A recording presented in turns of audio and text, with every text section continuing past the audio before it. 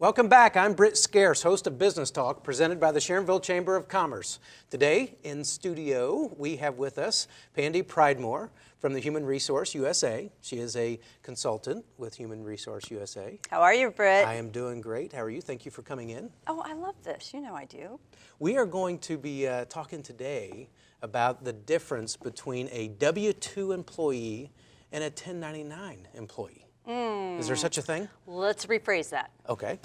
We're going to talk about the difference between a W-2 employee and an independent contractor Aha. paid on a 1099. Because if you're paid on a 1099, you are technically self-employed. You are not an employee of the company. And that is one of the biggest misunderstandings out there in business right now. I love this topic. I love this topic because there's so much confusion and so much gray in there.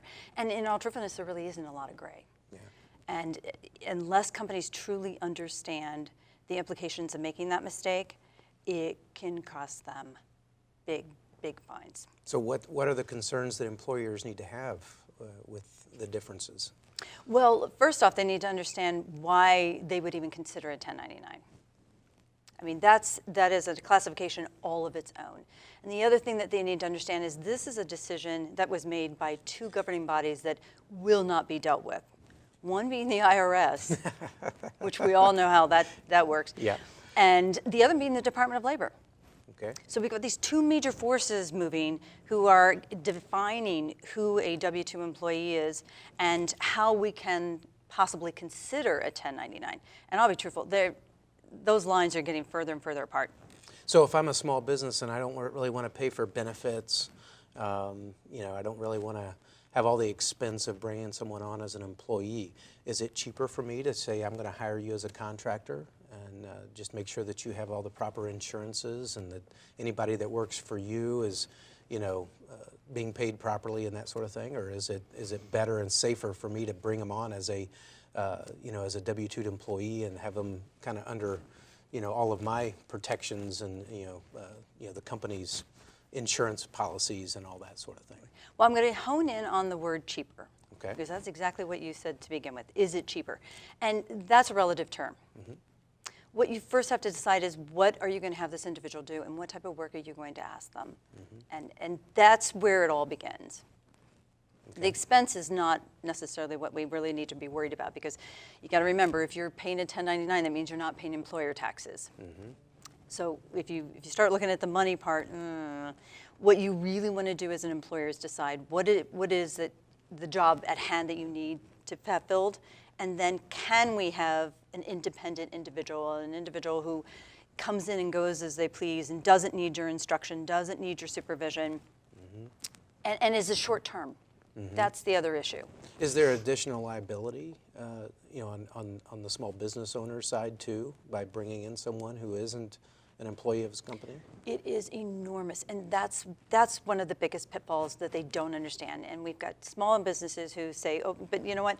I just don't want to deal with all the things that you just mentioned, mm-hmm. so I'm going to bring them in." But there's no workers' comp. Mm-hmm. So if that individual gets injured or harmed in any way in a work-related injury, general liability. Instantaneous. So you could potentially be sued. Oh my gosh. Which would cost you a lot more money than if you had brought them on as an employee. And if the individual's actually doing all the functions that a normal employee would be doing, you can still get sued because if they're working overtime, they're going to raise Cain because they're not getting unemployment benefits, they don't have the workers' comp, they're not getting the overtime, the list goes on and on and on. Mm-hmm. So yeah, it's not an area where you want to play in the sandbox at all. So is there a particular size of company that this applies to more than others? No, that's where the Department of Labor kicks in. Fair Labor Standard Act are the guidelines where we determine who is considered a W-2 employee and who's an independent contractor. That kicks in at employee one. Okay. Instantaneously. So it doesn't matter if you have 1 or 100? No, okay. None. Okay, great. So what are the consequences for not paying someone correctly? Well, we just talked about the workers' comp issue and general liability. But then now let's go back over to the IRS's view. Oh yeah, let's talk about them. They're always a Yeah. joy, right? Oh my gosh. and again, let's talk about who they're targeting right now. They're not looking at just the big companies. So if you have less than 50 employees, you're not protected anymore. Don't think that you're not I'm under too the small. ego. No, totally doesn't matter anymore. And you have to remember, too, that it takes one phone call to the Department of Labor, one phone call for that individual to call and say, hey, I think I'm an employee.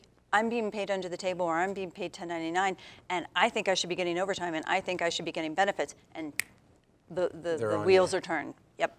You're going to be getting a visit from someone from the IRS. I know her well. She's a lovely lady here in town. We have met on several occasions, but yeah, no, don't go there. That is a door you keep shut. Okay. So there's some real dangers with bringing people on as 1099 contractors. It really is, and here's some of the easy signs. It's very simple. If you've got an individual who's not functioning as an independent business, if this individual is coming on, you're paying them 1099, and they are economically dependent on your work, here's a better way of looking at it. There's an old phrase: if it quacks like a duck, walks like a duck, looks like a duck, it's a duck. It's a duck. So you go down the list. So I come in and I open up the store. I'm there all day. I'm interacting with the company's clients and all the customers and all that sort of thing, and I look just like an employee, basically. I have to come in when you tell me to come in. Yeah. I have to use your equipment. I'm economically dependent on your... This is where I go. This is my source of income. Right. I cannot control my profit or loss. Yeah, it's looking really, really, really close to a duck, and you want to stay away from it. And I even walk in and find independent contractors who have email on the company email and signature lines with the company name. I have found independent contractors with business cards on the company stationery with the stationery with the logo. Anybody on the outside is going to look in and say, that's not an independent contractor. Yeah.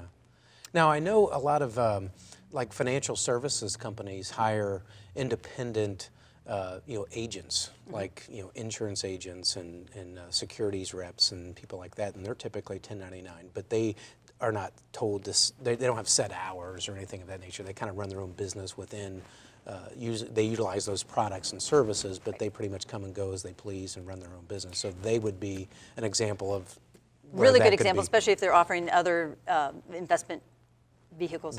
Other companies, multiple companies. Yep. Because again, they're able to control their economic conditions and profit and loss. So that would be more of an example where that's totally that's acceptable. Good and fine. It's just totally acceptable. When people are trying to get away with, I got 5 people that work for me, and they all come to work at between this hour, and they do exactly what I tell them to do, and this is their main source of income. That's pretty much an employee. I had a gentleman who would stand at the door and watch his independent contractors come in doing this, watching every minute and telling them when they could take their breaks and telling them, it was bad. That was not a good scene at all. And here's the catch. If you do seriously want to have an independent contractor, there's great ways of doing it, but you have to follow a certain pattern of behavior. And one of them is to start with a statement of work.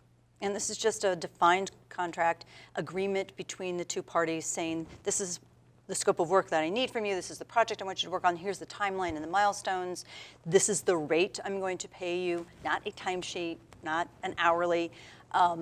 And it also is a wonderful document that defines we are not going to be withholding any taxes, we're not going to be covering you under workers' comp or unemployment, and you are solely dependent, or are expected to carry that on your own. And this is a document you can pick up from any labor law attorney. We have it and can provide it. And it's clean. It's etched in stone. He signs it or she signs it, the employer signs it, and it's clean. And it's almost Are these new guidelines, or have these been around this way for a long time? No. It's just a structure, and most employers don't want structure. Entrepreneurs like to shoot from the hip. I want to do what I want to do. They like to do it their way. Yes. And that's the other thing, too. Let me stress this. Independent contractors should be invoicing. And many times I walk in and this individual is not invoicing, they're filling out this timesheet in there. And again, that's the wings on the duck. Mm-hmm. You just can't do that. Now, can you invoice and put number of hours? Is it okay to be paid hourly by that particular entity, saying, okay, I'm going to send you an invoice. I worked 10 hours on this project. Attorneys do it all the time. Okay. Attorneys do it all the time.